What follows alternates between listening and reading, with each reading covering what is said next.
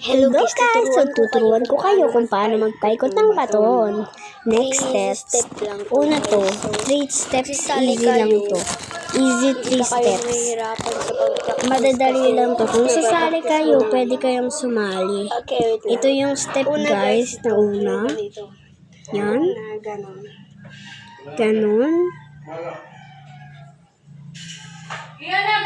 Dapat igalaw nyo rin yung kamay mo. Dapat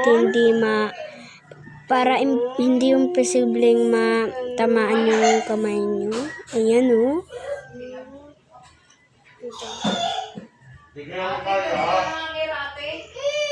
Wait lang. Aray! Teni.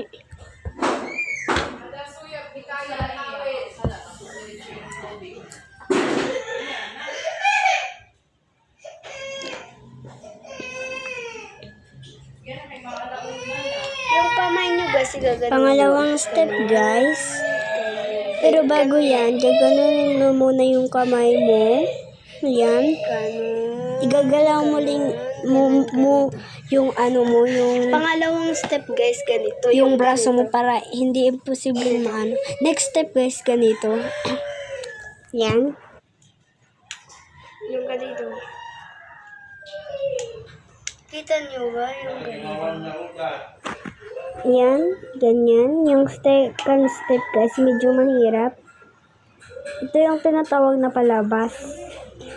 Ganito lang. Palabas, palabas, palabas, Pag walang palabas. Yan. ganito. Pag walang baton guys, ganun. So, palabas yan. Ayun. So, pwede nyo nang bilisan. Tapos yung pang-apat ganito.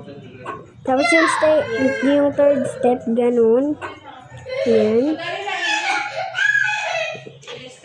Una guys, ganito. Yung kamay nyo guys, ayan. Hawakan mo. Ilalagay nyo dyan.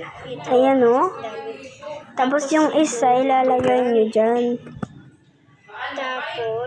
Tapos ganito. Igaganin. Ayan, igaganyan mo. Dapat masalo na yung baton. Ayan o. Tapos, pag mabitaw Pag maano na, kailangan nyo saluhin. Yan, ganon. ganito.